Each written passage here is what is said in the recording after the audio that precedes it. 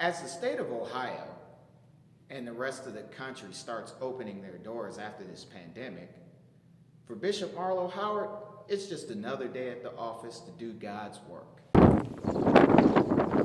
I was curious to know how the coronavirus affect the attendance now and in the future and the guidelines for opening back up. So I went to ask Pastor Howard. We're a secondary assembly that uses First United Brethren here, and we normally don't start till 1 or 2 p.m.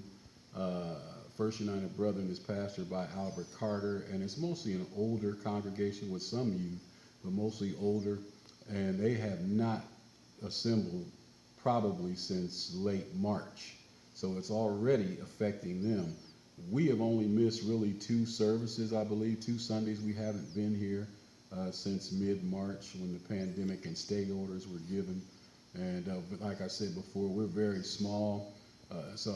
We just went on really as business as usual, washing our hands, good hygiene, and number one, just trusting the Lord. And in Ohio, there's no stay order from Governor DeWine. There was not one in April, and there's not one in May rather. And now he did say that he would have advised all churches to stay home or what have you, but there's no stay order forcing churches, mosques, synagogues, what have you, from assembling. So we continue to do that by faith and just trying to be wise in the process. With being able to attend church makes things a bit easier for the elderly, who is most susceptible to catch the coronavirus. But what about the social distancing guidelines such as wearing a mask and keeping a distance of 6 feet? How can they do that? Church is such a close confined activity. So I guess with today's technology and ways to connect, I suppose there's not much of an issue with the church, although in-person assembly is one of the keys to the faith.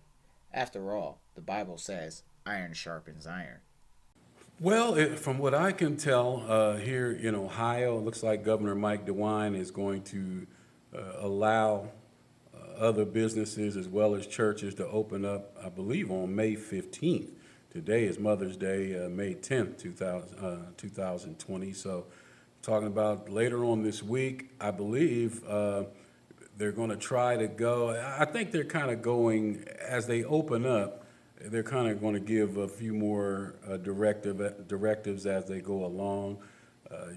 And I think your first question is very valid and one that we might not be able to answer right away.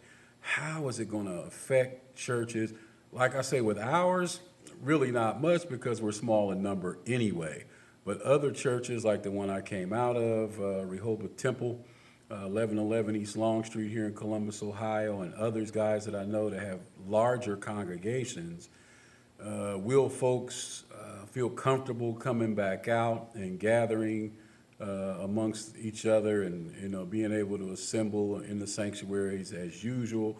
Will we do that without fear? So it's really a good question that it may take us some time to answer. But I don't think it's going to affect my church much because we're small anyway. So, and most of my guys right now in this season in their lives, again, they work a lot of nights and weekends, so it's hard for them to get out, but here and there anyway with their families. I guess in the church itself, social distancing guidelines and how to implement them, as well as try to get back to normal. But after this pandemic, what's going to be considered normal? I guess that's also our discretion. One might say it's too soon for anyone to open their doors. Others might say we live by faith and not by sight. I suppose it's just a matter of perception. As you can see, doing God's work even has some guidelines due to this pandemic. But for these folks, it's just another day at the office. Reporting, this is Arinthius Frazier for No Filter.